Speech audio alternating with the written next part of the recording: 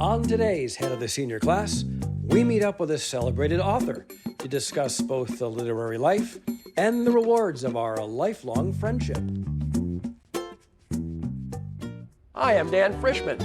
I have been a magician, a stand-up comic, a writer, and an actor on many shows.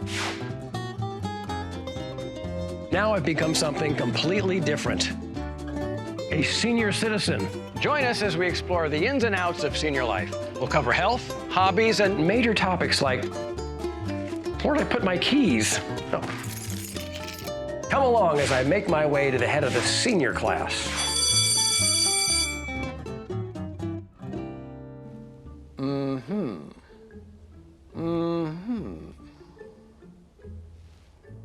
If you're like me, you love a good mystery.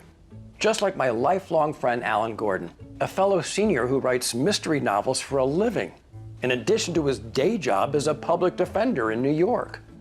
Alan and I have known each other since we were 3 years old, and we recently returned to our old stomping ground in Whippany, New Jersey, and examined our unique friendship.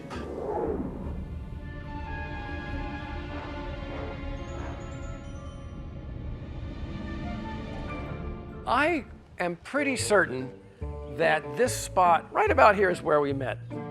This is Alan's house right here. Do you have a recollection of that? I have a recollection of opening the front door and you were there. Oh. I was 3 years old. Okay. We had moved here, and I don't know how your mother found out about us, but she came down. And I think the longest argument I've had with anybody is what color shirt you were wearing. Because I think one of us said it was yellow and one of us said it was blue, and I don't remember which one said it was which anymore, but we've disagreed on it ever since. Okay, but we became fast friends. We would get together and play games. Do you remember what kind of games? Mousetrap, Crazy Clock, Battling Tops. Risk was a big one later on. Risk later on, yeah. And we drew cartoons together. We did. You had more talent for drawing than I did. I remember you actually sent a fan letter to, was it Dave Breger was the cartoonist? Oh, yeah, with Mr. Breger was the cartoon. Yeah, and you got a letter back from him, which I thought was very cool. Right. You started reading early. I mean, that was... Yeah, I was a reader. I was reading before kindergarten.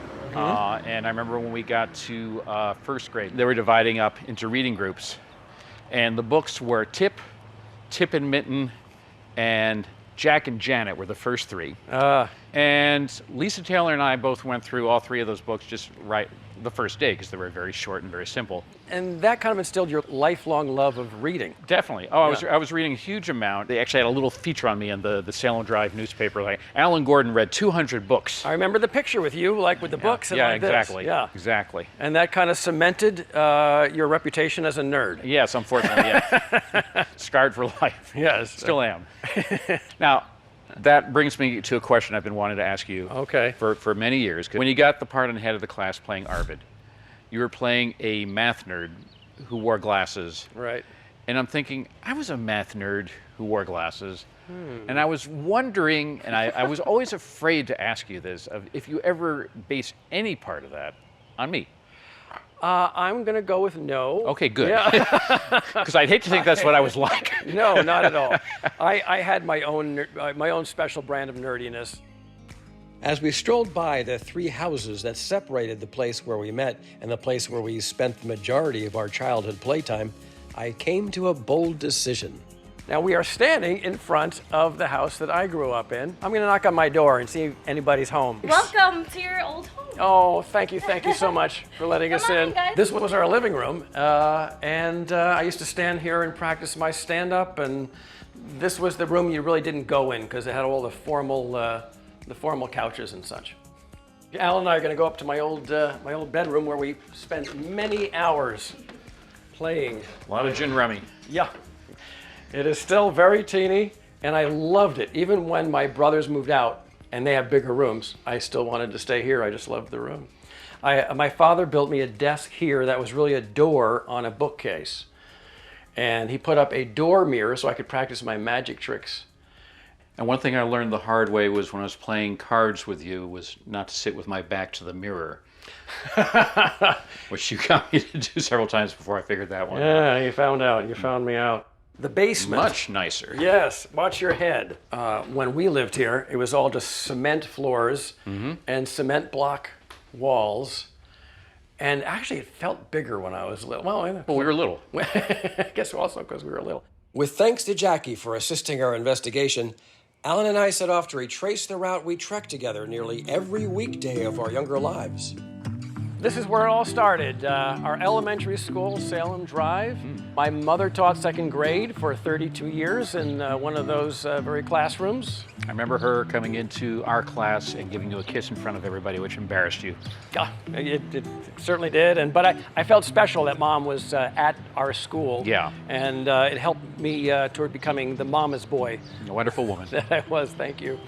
We're in the very roundabout that we marched around for in the kindergarten circus. I was the ringmaster. You were, because even then, at 5, you had more charisma than anybody. Yeah, okay, thank you. And you were? A lion. A lion. One of several lions, just one in the pack, or the pride. I finally got Alan to come clean with the goods while I was wearing a wire. And I got him to spill the dirt about his 2 careers in crime. You had a job, and still do, as a full-time public defender in New York. Legal aid. Yeah. Yes, before you even started writing. Yeah. How did the writing happen? I'd always wanted to write, but I didn't have the background in it, I felt, from college. My college didn't really teach writing as such. I learned how to read. I learned how to research, both valuable things.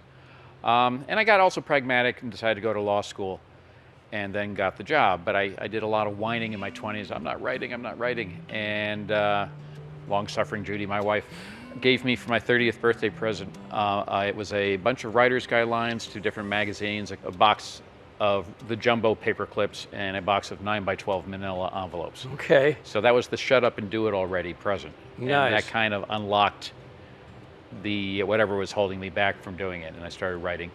Wasn't selling it initially. I had to learn on the job, but Right. I started writing. And you sold short stories to like the Ellery Queen magazine? And Alfred Hitchcock and Asimov's science fiction. I was doing mostly genre fiction because I thought, I'm going to write the great American novel someday, but I got to learn how to write first. Yeah. Alan, you became a published author of many novels, and I'm really enjoying reading one of your books that's under a pen name. Yes. I understand you sold more books as Alison Montclair? Allison's apparently a better writer.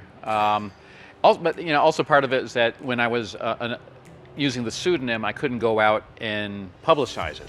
So the publisher actually did the publicity for the book, and they did more for Allison than they did for when I could do it myself. Right. Alan, do you feel that writing is something that is good for seniors to do on a regular basis? Absolutely. I know a number of authors who are still writing professionally in their mid-80s and doing quality work. It keeps your brain active. It's creative. I think it stirs endorphins. And you also have to do research if you're going to be doing it. So you're going to be reading a lot, you're learning a lot. All of this keeps you active and sharp. And what advice would you have for a senior or anyone who wants to start either writing as a career or as a hobby? I think write at the same time every day.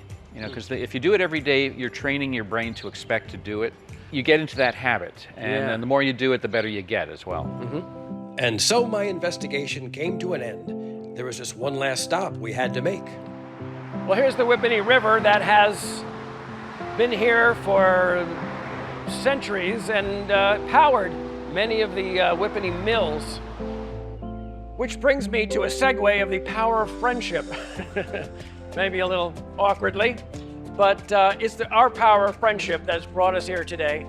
And after a 61-year friendship, I just want to say that I love you. I love you too, man. It's great seeing you again.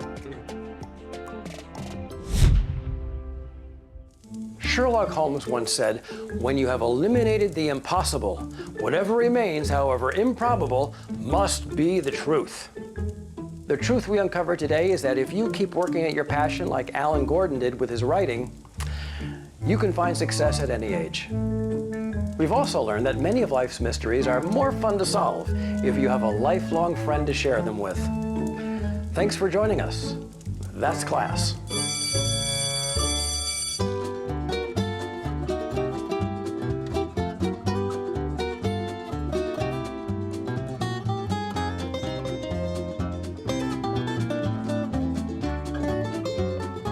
For information on Alan's books and more, go to alan-gordon.com.